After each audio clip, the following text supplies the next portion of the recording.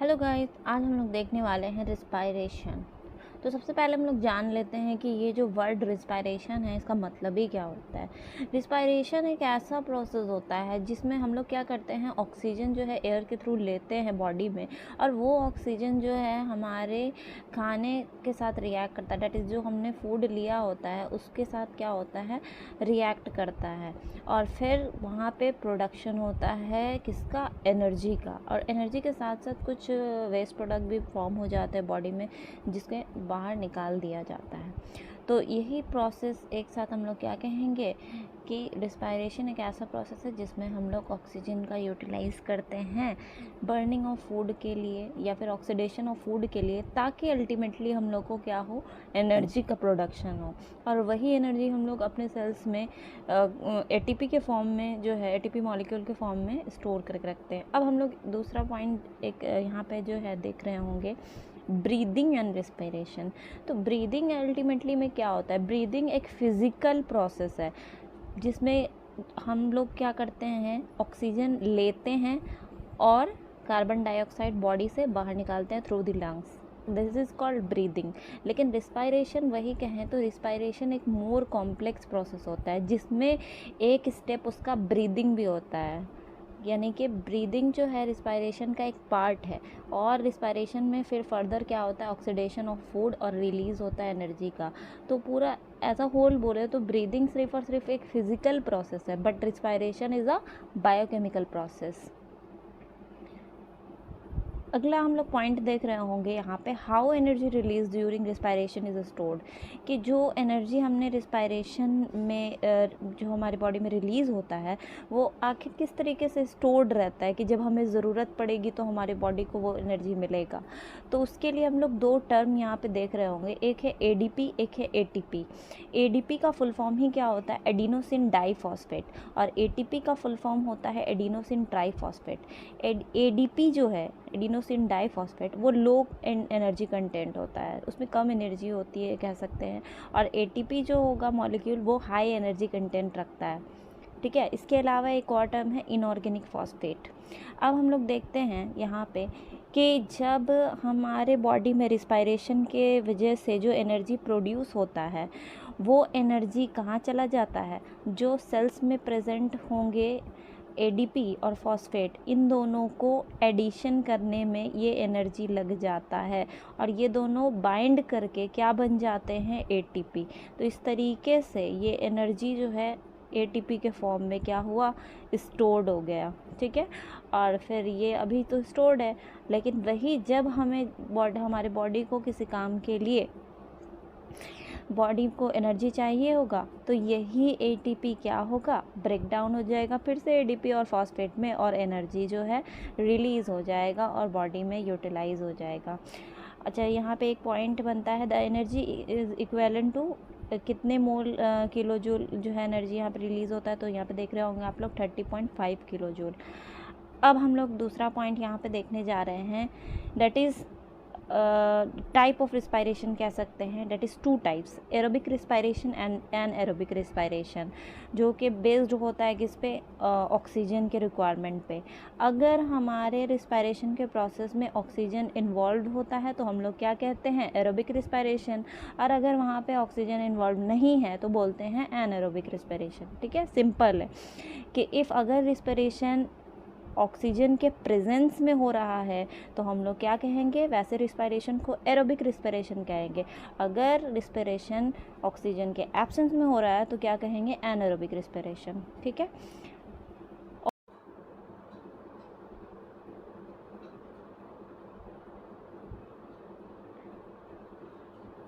Next हम लोग देख रहे हैं ब्रेकडाउन ऑफ ग्लूकोज। तो पहले जान लेते हैं ये ग्लूकोज कहाँ से आया।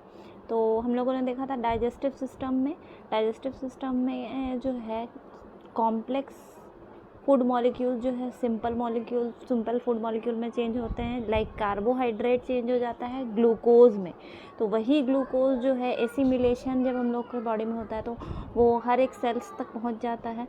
अब उस ग्लूकोज का क्या होगा, तो वो ग्लूकोज हम लोगों को एनर्जी प्रोड्यूस करेगा। कैसे, तो ये ग्लूकोज सबसे पहले तो सेल में साइटोप्लाज्म में किस में कन्वर्ट होता है, पायरूवेट में। ठीक है, पायरूवेट में चेंज हो जाता है और फिर तब ये पायरुवेट जो है सेल के माइटोकॉन्ड्रिया में, ठीक है, सेल के माइटोकॉन्ड्रिया में कन्वर्जन हो जाता है इसका, किसमें, कार्बन डाइऑक्साइड और वाटर और एटीपी में, 38 एटीपी यानी डेट इज़ एनर्जी में रिलीज़ होता है।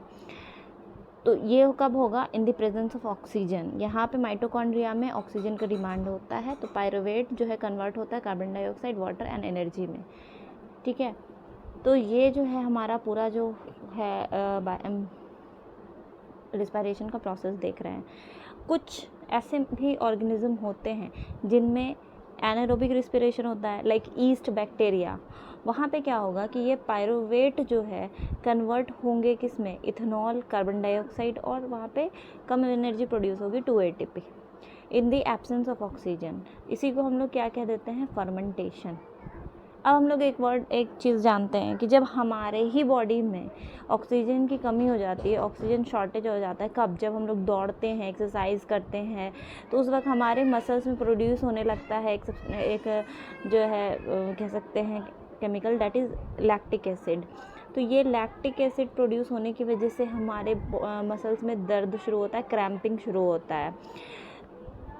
तो ये लैक्टिक एसिड प्रोड्यूस कैसे हुआ, तो पायरुवेट को जब इनफ ऑक्सीजन नहीं मिलता है उतना जितना चाहिए था, ठीक है, तो अब ये पायरुवेट जो है लैक ऑफ ऑक्सीजन की कमी से लैक्टिक एसिड और कुछ एनर्जी में जो है कन्वर्ट होना शुरू हो जाता है। तो वहाँ पे कितना एनर्जी रिलीज़ होता है, बहुत कम होता है, तो जिसकी वजह से लैक्टिक एसिड प्रोड्यूस होता है, और लैक्टिक एसिड हम लोगों को मसल्स में दर्द करवाता है।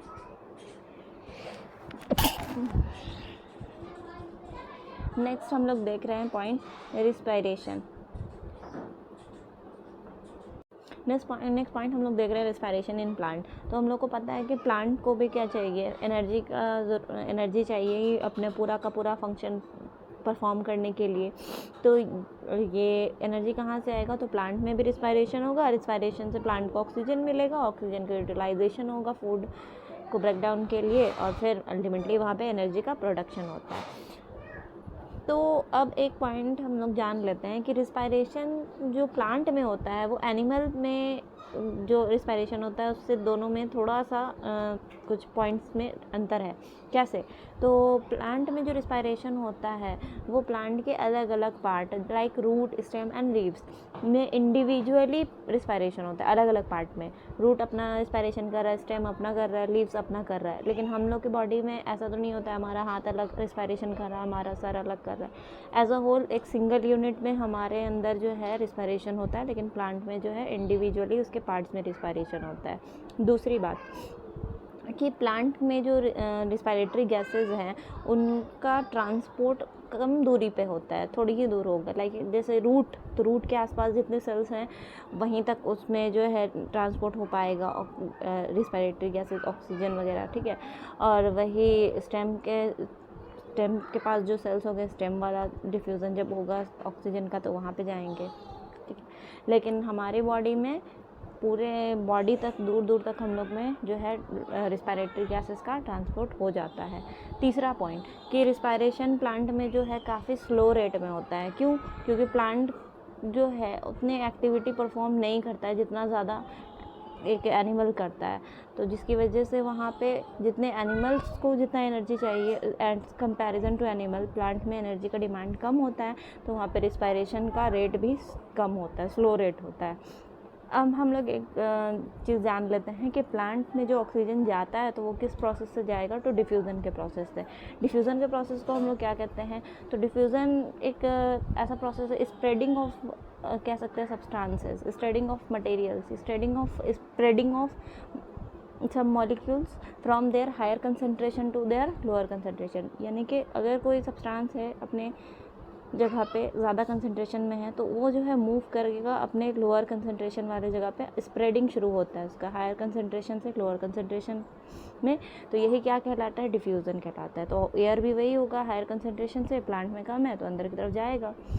तो डिफ्यूज़न जो है प्लांट में अलग अलग पार्ट में अलग अलग होगा, रूट में अलग, स्टेम में अलग, लीफ में अलग।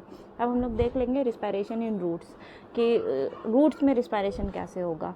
रूट्स कहाँ पे होता है प्लांट का, सॉइल के अंदर होता है, और सॉइल में ही प्रेजेंट होते हैं एयर पार्टिकल्स एयर मॉलिक्यूल्स, जिसमें क्या होंगे, ऑक्सीजन मॉलिक्यूल्स प्रेजेंट होंगे। तो ये ऑक्सीजन जो है रूट के जो एक्सटेंशंस होते हैं आगे बढ़े हुए रूट हेयर्स, उनमें जो है ऑक्सीजन एब्जॉर्ब हो जाएगा, उनमें डिफ्यूज़न के प्रोसेस से ऑक्सीजन अंदर चला जाएगा और रिस्पायरेशन होगा। ये हो गया रिस्पायरेशन इन रूट्स। दूसरा है रिस्पायरेशन इन स्टेम। रिस्पायरेशन इन स्टेम हम लोग को दो तरीके के स्टेम मिल सकते हैं। सॉफ्ट स्टेम भी हो सकते हैं लाइक हर्बेसियस प्लांट के, और हार्ड बॉडी स्टेम हो सकते हैं बड़े बड़े प्लांट या फिर ट्रीज़ के। तो सॉफ्ट और जो हर्बेसियस प्लांट होते हैं उनके पास जो है क्या होता है, स्टोमेटा होता है, उसमें आराम से गैसेस एक्सचेंज हो जाता है। But in hard and body stems वहाँ पे उन लोग के पास क्या होता है, लेंटिसेल्स, ठीक है, लेंटिसेल्स प्रेजेंट होते हैं जो कि वहाँ पे रिस्पायरेशन या इन्हीं के कह सकते हैं हम लोग डिफ्यूज़न करवाते हैं ऑक्सीजन का। ये इस तरीके का लेंटिसेल्स होता है। सेल्स ही आपस में लूजली पैक्ड होते हैं, लूजली पैक्ड, आपस में एकदम क्लोज पैक्ड नहीं है। तो यही क्या कहला देते हैं, लेंटिसेल्स। छोटा सा गैप है जिसमें से आराम से डिफ्यूज़न होगा। Next, respiration in leaves. तो लीव्स में हम लोगों ने जब फोटोसिंथेसिस पढ़ा था तो वहाँ पे देखा था कि जो है स्टोमाटा लीव्स पे प्रेजेंट होता है। तो ये स्टोमाटा ही क्या करवाता है, रिस्पायरेशन के लिए भी जो ऑक्सीजन चाहिए होता है वो स्टोमाटा ही इसके थ्रू क्या होता है, डिफ्यूज़न होता है। तो इस तरीके से रिस्पायरेशन में क्या होगा, O2 का इंटेक होता है और CO2 का जो है CO2 बाहर की तरफ निकलता है। अब हम लोग कुछ पॉइंट्स जो है इसमें देखेंगे कि रिस्पायरेशन जो है वो दिन और रात दोनों समय में होगा। फोटोसिंथेसिस सिर्फ और सिर्फ दिन के समय में होता है क्योंकि सनलाइट सिर्फ दिन में ही होता है, ठीक है। अब यहाँ पे दो पॉइंट जो है क्लियर करना चाहेंगे हम कि दिन के समय में नेट गैसियस एक्सचेंज क्या होता है, कह सकते हैं। तो ड्यूरिंग डे टाइम फोटोसिंथेसिस भी हो रहा है, रिस्पायरेशन भी हो रहा है। फोटोसिंथेसिस में कार्बन डाइऑक्साइड जो है वो अंदर जा रहा है लीफ के, और ऑक्सीजन जो है वो बाहर निकल रहा है। इसमें से कुछ ऑक्सीजन जो है एयर में, मतलब इन्वायरमेंट में, बाहर एटमॉस्फेयर में चला गया, और कुछ ऑक्सीजन जो है रिस्पायरेशन में यूज़ हुआ। रिस्पायरेशन में फिर से क्या हुआ, O2 अंदर गया और CO2 बाहर निकला। अब ये सारे CO2 फिर यूटिलाइज हो जाते हैं कहाँ पे, फोटोसिंथेसिस में। इनफैक्ट फोटोसिंथेसिस में और ज़्यादा CO2 का ज़रूरत होता है, तो बाहर के आसपास के भी CO2 इसमें चले जाते हैं। लेकिन यहाँ पे इस तरीके से O2 लगातार बाहर आता जाता है। तो हम लोग को दिन के समय ज़्यादा से ज़्यादा O2 प्लांट के पास ऑक्सीजन मिलता रहता है। वही नाइट के समय, रात के समय फोटोसिंथेसिस नहीं होता है, सिर्फ क्या होता है, रिस्पायरेशन। तो रिस्पायरेशन में क्या होता है, ऑक्सीजन प्लांट में जाएगा और बाहर क्या निकलेगा, CO2। तो रात के समय में हम लोगों को इसीलिए कहा जाता है प्लांट के पास जो है कार्बन डाइऑक्साइड निकलता रहता है, तो नहीं आसपास जाना चाहिए। तो यही हम लोग कह सकते हैं कि दिन के समय में प्लांट के पास ज़्यादा से ज़्यादा ऑक्सीजन निकलते हैं, ऑक्सीजन प्रोड्यूस होते रहते हैं, और रात के समय में कार्बन डाइऑक्साइड। तो आई होप कि मेरा वीडियो आपको पसंद आया हो, तो प्लीज़ लाइक सब्सक्राइब कर दीजिएगा। इसके बाद मैं नेक्स्ट वीडियो अपलोड करने वाली हूँ respiratory system, human respiratory system पे।